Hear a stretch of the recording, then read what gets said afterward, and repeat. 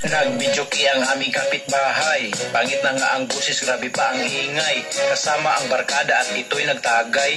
Nung nalasing sila din ang nag-away.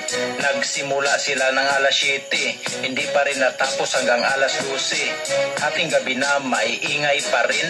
Ang kanilang bubong gusto ko nang batuhin. Habang may kumanta ay sumisigaw pa. Nakakainis ang sakit sa tainga. Para na siyang umiiyak na baka na naghahanap sa nawawalang ina.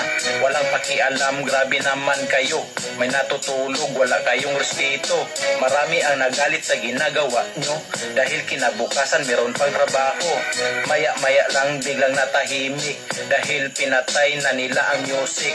Merong nagamok, binato ng kahoy, kasamahan nilang lasing na nagmamaoy. Sinumbong ko sa barangay kinabukasan para di na uulit at nang matauhan. Pero ako'y nagulat nung aking nalaman ang nagmaoy pala ay si Kapitan. Nagbidyoki ang aming kapitbahay. Pangit na nga ang busis, grabe pa ang ingay. Kasama ang barkada at ito'y nagtagay. Nung nalasing sila din ang nag-away. Nagsimula sila ng alas 7, hindi pa rin natapos hanggang alas 12. Hating gabi na maiingay pa rin. Ang kanilang bubong gusto ko nang batuhin. Habang may kumanta ay sumisigaw pa. Nakakainis ang sakit sa tainga.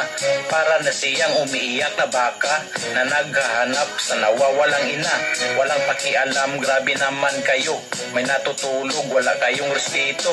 Marami ang nagalit sa ginagawa nyo dahil kinabukasan meron pang trabaho. Maya-maya lang biglang natahimik dahil pinatay na nila ang music.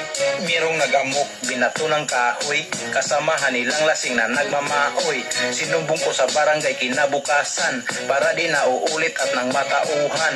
Pero ako'y nagulat nung aking nalaman ang nagmaoy pala ay si Kapitan.